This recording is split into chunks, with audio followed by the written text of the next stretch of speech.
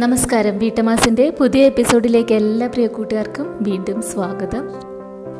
ഇന്ന് വീട്ടമ്മാസിൻ്റെ എപ്പിസോഡിലൂടെ നമുക്ക് തിരുവനന്തപുരം സ്റ്റൈൽ ഞണ്ട് കറി എങ്ങനെയാണ് വെക്കുന്നതെന്ന് നോക്കാം.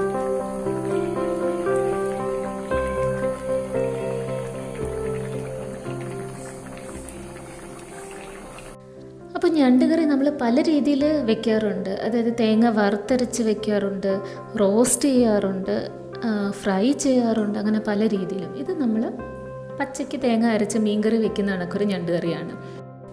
അപ്പോൾ ഞണ്ട് റോസ്റ്റിൻ്റെയൊക്കെ ഞാൻ ലിങ്ക് ഡിസ്ക്രിപ്ഷനിലിടാം. അപ്പോൾ ഞണ്ട് ഞാൻ വെട്ടി കഴുകി വൃത്തിയാക്കി വെച്ചിട്ടുണ്ട്. അതിൻ്റെ ഒരു വീഡിയോ ഇട്ടിട്ടുണ്ട്, അതിൻ്റെ ലിങ്കും ഞാൻ മേളിൽ കൊടുക്കാം. അപ്പോൾ ഇനി ഞാൻ എടുത്തിട്ടുള്ളത് അരപ്പിന് വേണ്ടിയിട്ടുള്ള സംഭവങ്ങളാണ്. അപ്പോൾ 3 ചെറിയ ഉള്ളി, ഒരു 3/4 മുറിയോളം തേങ്ങ, വലിയ ഒരു മുറിയുടെ തേങ്ങ 3/4 മുറിയോളം, പിന്നെ ഒരു നെല്ലിക്ക വലിപ്പമുള്ള പുളി.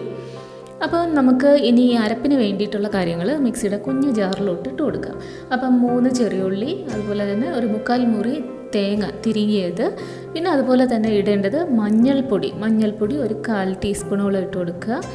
മുളക് പൊടി ഒരു 2 ടേബിൾ സ്പൂൺ മുളക് പൊടി, കാശ്മീരി ചില്ലിയാണ് ഇടുന്നത്, 2 ടേബിൾ സ്പൂൺ ഇട്ട് കൊടുത്തു. ഇനി നമുക്ക് പുളി നന്നായിട്ട് പിഴിഞ്ഞൊഴിച്ച് കൊടുക്കണം കേട്ടോ. എന്നിട്ട് ഇത് നമുക്ക് നന്നായിട്ടൊന്ന് അരച്ചെടുത്തുകൊണ്ട് വരാം.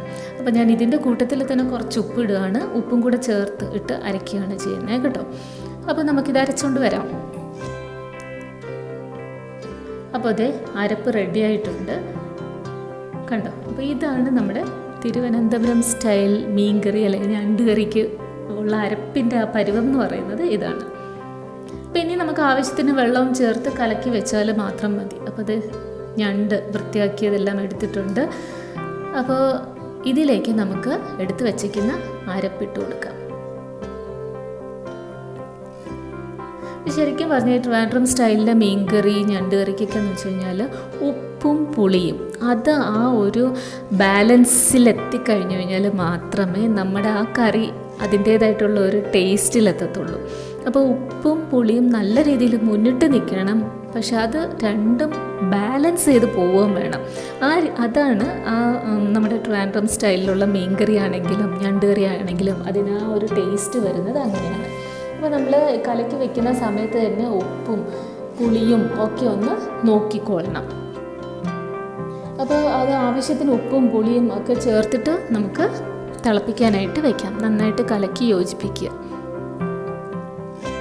അപ്പോൾ ഉപ്പ് കുറച്ചുകൂടി വേണമെന്ന് തോന്നി, അപ്പോൾ ഞാൻ കുറച്ചുകൂടി ഉപ്പിട്ട് കൊടുക്കുകയാണ്. അപ്പോൾ ഇനി നമുക്കിതെല്ലാം കൂടി ചേർത്ത് വെച്ചതിന് ശേഷം തീ കത്തിച്ച് കൊടുക്കാം.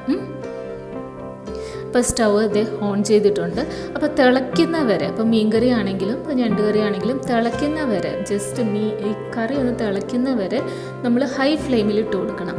അപ്പോൾ ഒന്ന് ജസ്റ്റ് തിള വരാൻ തുടങ്ങിയപ്പോഴത്തേക്ക് ഞാൻ ഒരു 3-4 പച്ചമുളക് കീറിയിട്ട് കൊടുത്തിട്ടുണ്ട്. അതുപോലെ തന്നെ 2 പഴുത്ത ടൊമാറ്റോ, ഇടത്തരം വലിയ ടൊമാറ്റോ ആയിരുന്നു, നന്നായിട്ട് പഴുത്തതായിരുന്നു. അതിതുപോലെ മുറിച്ചിട്ട് കൊടുക്കുക. അപ്പോൾ ഇത് തിള വരാൻ തുടങ്ങിയിട്ടേ ഉള്ളൂ. അപ്പോൾ നമുക്കിനി ചെയ്യേണ്ടത്, നമുക്കിത് മൂടി വെച്ചിട്ട് തിളയ്ക്കുന്നവരെ, അപ്പോൾ സമയം പറയാൻ പറ്റത്തില്ല, ആ ക്വാണ്ടിറ്റി അനുസരിച്ചിട്ടിരിക്കും, തിള വരുന്നവരെ നമുക്ക് നോക്കാം.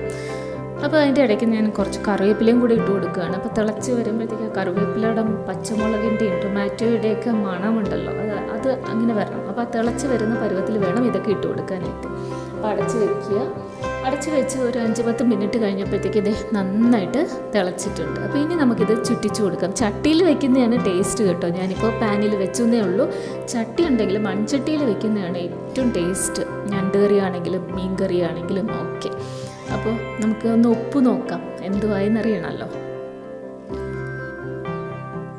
ആഹാ, സൂപ്പറായിട്ടുണ്ട് കേട്ടോ, അടിപൊളിയായിട്ടുണ്ട്. അപ്പം ഇതാണ് നമ്മുടെ തിരുവനന്തപുരം സ്റ്റൈൽ ഞണ്ട് പച്ചയ്ക്ക് അരച്ച് കറി വയ്ക്കുന്നത്. അതായത് മുളകും മല്ലിയും ഒന്നും നമ്മൾ വറുക്കുകയൊന്നും ചെയ്യുന്നില്ല, മല്ലിപ്പൊടി ചേർക്കണ പോലും ഇല്ല. പച്ചയ്ക്ക് മീൻകറി വെക്കുക എന്ന് പറയുന്നത് ഇതേ രീതിയിൽ തന്നെയാണ്. അപ്പോൾ ഇതിൽ ഉലുവ ചേർക്കത്തില്ല, മല്ലിപ്പൊടി ചേർക്കത്തില്ല, ജസ്റ്റ് മഞ്ഞൾപ്പൊടി മുളക് പൊടി മാത്രം. ഇങ്ങനെ നമ്മൾ മീൻകറി ട്രിവാൻഡ്രം സ്റ്റൈലിൽ വെക്കുന്നതിന് പച്ചയ്ക്ക് അരച്ച് വെക്കുന്നതെന്നാണ് പറയുന്നത്. അതുപോലെ തന്നെ വെച്ച ഒരു ഞണ്ട് കറിയാണിത് കേട്ടോ. അപ്പോൾ നമ്മൾ ഈ മീൻകറി ഞണ്ട് കറി ഇനി എന്ത് ചെയ്യേണ്ടതെന്ന് വെച്ച് കഴിഞ്ഞാൽ ഇത് നന്നായിട്ട് തിളയ്ക്കാൻ അനുവദിക്കുക. അതിനോടൊപ്പം തന്നെ ഉപ്പോ പുളിയോ കുറവുണ്ടെങ്കിൽ നമ്മളത് ചേർത്ത് കൊടുക്കുകയും വേണം. അപ്പോൾ അത് വളരെ സിമ്പിളായിട്ടുള്ള വളരെ ടേസ്റ്റി ആയിട്ടുള്ള ട്രിവാൻഡ്രം സ്പെഷ്യൽ ഞണ്ട് കറി ഇത് റെഡിയായി കഴിഞ്ഞു. അപ്പോൾ എല്ലാവരും ട്രൈ ചെയ്യുക. ട്രൈ ചെയ്തതിന് ശേഷം നിങ്ങളുടെ അഭിപ്രായം കമൻറ്റ് ബോക്സിൽ അറിയിക്കുക. Thanks a lot for watching.